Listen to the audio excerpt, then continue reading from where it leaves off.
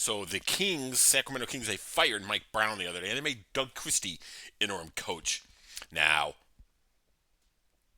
if you've been following the Kings for the last 20, 30 years, of course, the first thing pops into my head is, what does Grant Napear think?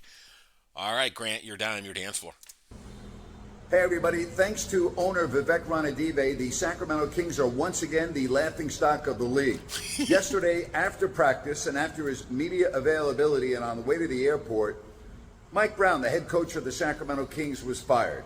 Didn't matter that you just given him a 3-year extension 6 months ago. No, let's fire him and let's give Doug Christie a chance to coach the team. Interesting, Doug Christie. Remember back in the day, he used to signal to his wife that he loved her, like every time he scored. Yeah, from what I can tell, that little relationship didn't stand the test of time, but that's none of my business. And look at this face Grant is making. All right, Grant, continue. The hell with Jay Triano, the assistant head coach who's got NBA head coaching experience, international competition experience. I can go on and on. Let's give it to the fourth guy on the bench. Yeah, that's a great idea. How about Michael Malone, the head coach of the Nuggets, who was fired by Vivek, said no class, no balls. Rick Carlisle, coach of the Pacers, ripping the Kings. Jordy Fernandez, the assistant coach to Mike Brown last year, right? The lead assistant, doing a nice job with Brooklyn. He criticized the Kings. Steve Kerr criticized the Kings. Former coach George Karl criticized the Kings. Again, it's a disgrace. And I've said this time and time again. I feel so bad for you, the fans. You deserve so much better. I mean, the Kings lose to the Pistons because your leader, De'Aaron Fox, is sleepwalking in the corner and inexplicably does not guard the man in the corner until it's too late, and then he fouls him. And then after the game, when he was asked about the final play, he said it doesn't matter. That sounds like shit that's happening up at the lakefront in Chicago with the Bears. It doesn't matter. I mean, what the hell is going on with this team? Seriously, 13-18, 6-12 on your home floor.